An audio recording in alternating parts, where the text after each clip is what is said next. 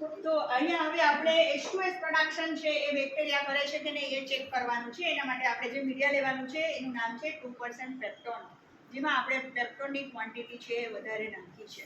Okay, હવે પેપ્ટોન છે એમાં આપણને ખબર છે કે ઘણા બધા એમિનો એસિડ રહેલા છે અને એમાં ખાસ કરીને 3 એમિનો એસિડ એવા છે, સિસ્ટીન, સિસ્ટાઇન અને મિથિયોનિન, જેને આપણે સલ્ફર કન્ટેનિંગ એમિનો એસિડ્સ કહીએ છીએ. તો આ એમિનો એસિડને યુટિલાઇઝ કરનારા બેક્ટેરિયા છે એ એના રિસ્પેક્ટિવ એન્ઝાઇમથી એનું ડિગ્રેડેશન કરે છે અને એમાંથી H2S એટલે કે હાઇડ્રોજન સલ્ફાઇડ બનાવે છે. હવે હાઇડ્રોજન સલ્ફાઇડ છે એ આગળ પ્રક્રિયા કરે છે લેડ એસિટેટ પેપર સ્ટ્રીપની સાથે, જેને આપણે આગલા દિવસે મીડિયાની અંદર હેંગિંગ કન્ડિશનમાં મૂકી દીધેલી છે. તો આ લેડ એસિટેટ પેપર સ્ટ્રીપમાં રહેલો જે લેડ એસિટેટ છે એની સાથે H2S પ્રક્રિયા કરીને એમાંથી લેડ સલ્ફાઇડ બનાવે છે. જે લેડ સલ્ફાઇડ છે એ કાળા કલરનો હોય છે, બ્લેક કલરનો હોય છે, એટલા માટે આપણને જે લેડ એસિટેટ પેપર છે એ કાળા કલરનું દેખાય છે અને આપણી ટેસ્ટ છે એ પોઝિટિવ આવે છે.